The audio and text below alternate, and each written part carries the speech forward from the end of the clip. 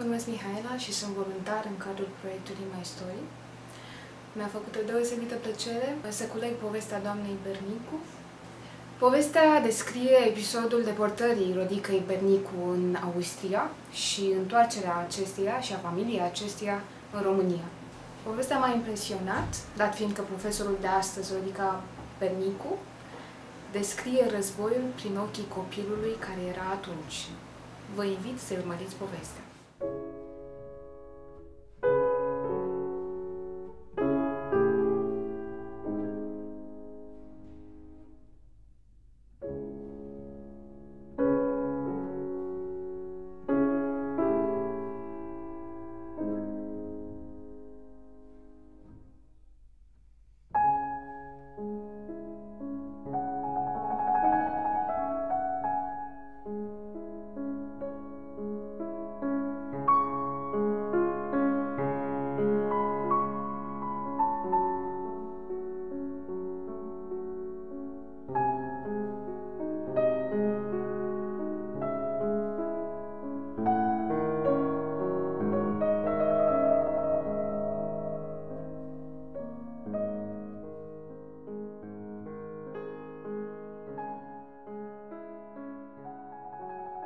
După ce a ajuns armata rusească până la aproape de Adjud, Comăneștiu, Târgu Ocna, Palanca, Adjudul făceau parte din regionala Adjud.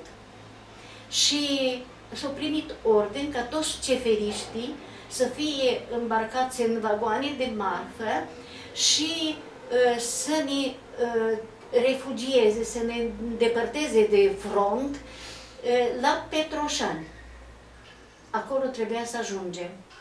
Ne-am îmbarcat în aceste vagoane, cam eram câte 2-3 familii într-un vagon. Ne-am luat saltele, așternut ca să avem pe ce dormi, că dormeam jos în vagon.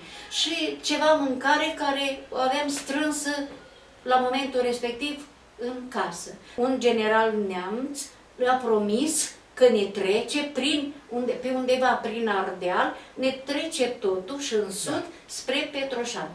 Ne-au luat, a plecat trenul nostru. În momentul în care am trecut dincolo, nemții au aruncat podul în aer ca să împiedice înaintarea rușilor.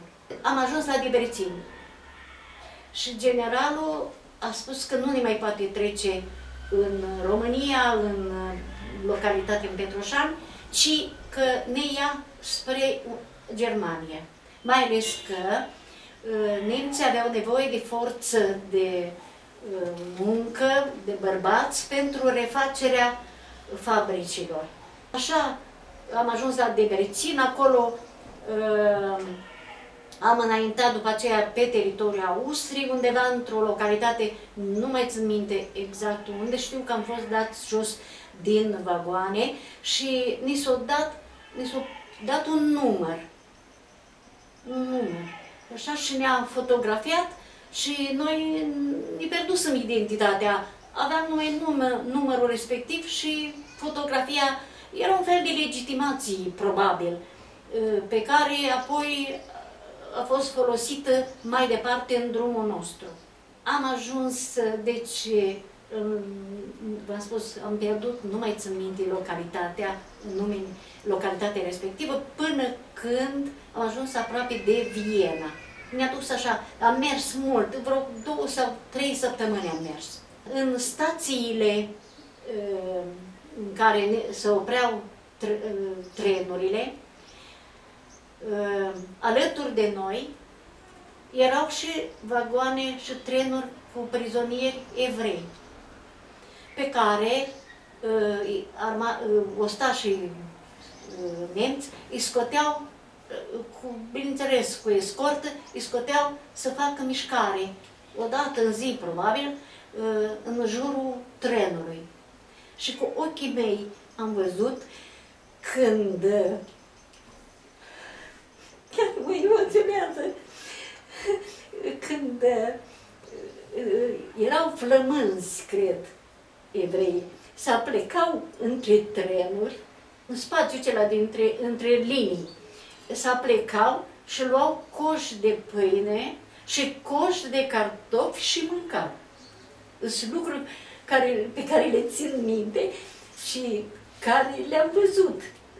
Și ni s-a comunicat că acolo vom rămâne, într-o comună sau un district sau nu știu care e unitatea lor administrativă, Cledering.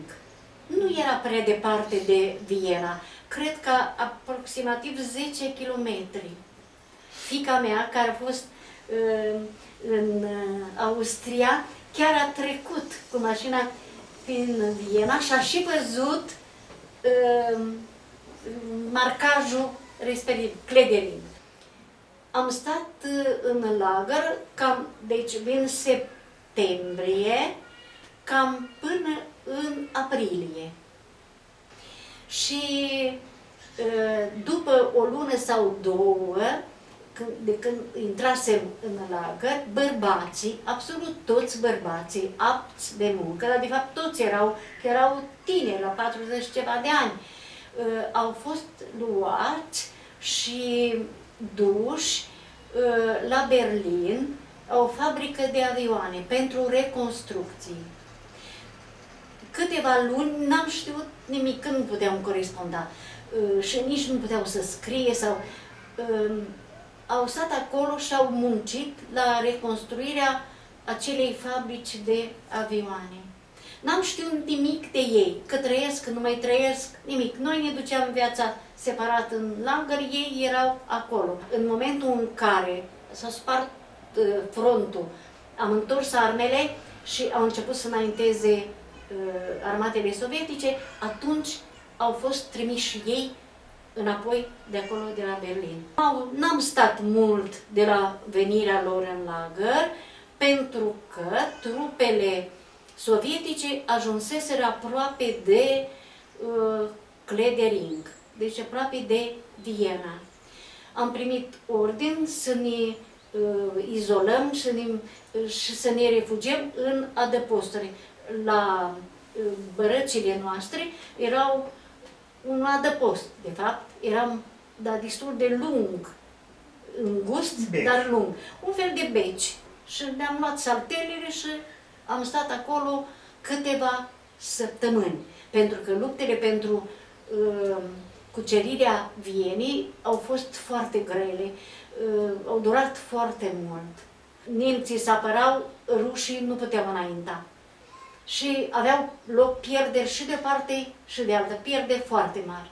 Și la un moment dat, rușii au reușit să spargă frontul nemților care se apărau și apărau Viena și deci implicit lagărul nostru și nemții au început să se retragă.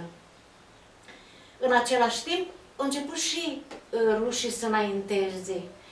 Și de la intrarea lor, nu știu cât au durat, câteva zile și au spus să plecăm, să ieșim din lagăr și să plecăm în spatele frontului, măcar vreo 40, țin minte exact, măcar vreo 40 de kilometri, întrucât acolo vor avea loc lupte grele. Așa cum ne-am putut noi înțelege cu rușii. Nici rușii nu s-au purtat mai frumos, erau destul de brutali, amenințau tinerile.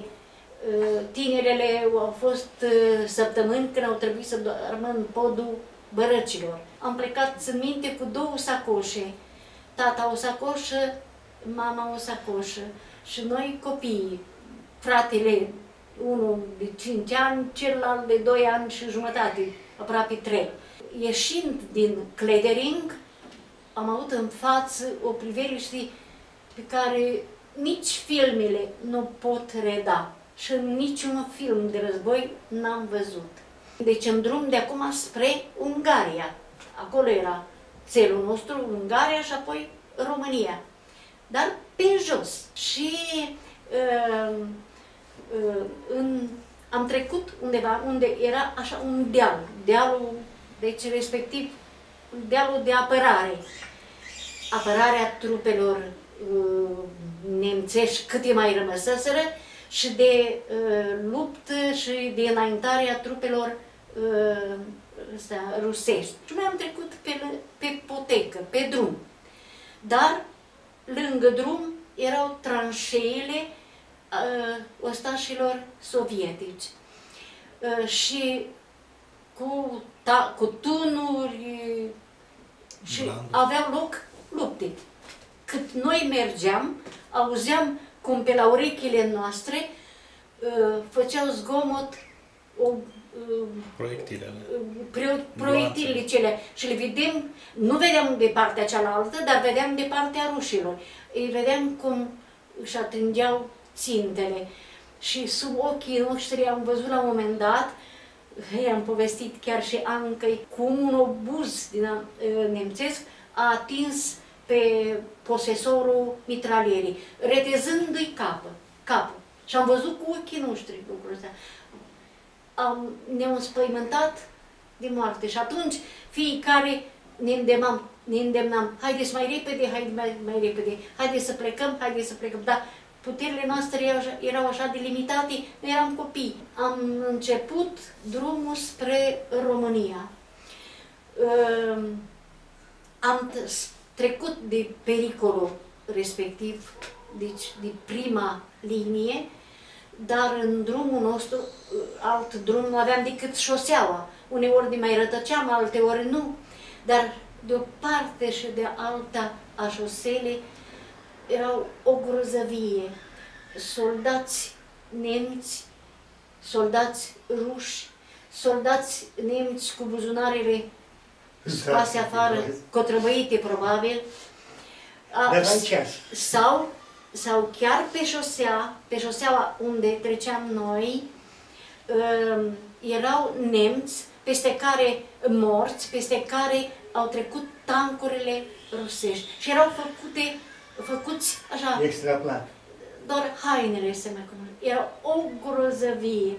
Când spăimânta, nu știam cum să călcăm în vârful picioarelor, să nu călcăm pe nimic. Că așa și ăsta a fost momentul care ne-a înspăimântat cumplit și care ne-a înfricoșat și m-a marcat. Că nu eram obișnuit cu sânge, cu cruzimi din astea, nu le văzusem, eram prea copii. De fapt, pe mine, că era mai mare, frații mei mai puțin, nu-și dădeau seama. Ei erau, mai ales că erau băieți, ei mai puțin. Eu am simțit așa spaima asta care m-a marcat toată viața, chiar și acum. Trăiesc aceeași spaimă când văd sânge, când văd luptă, când văd... Nu pot să o suport. Nu?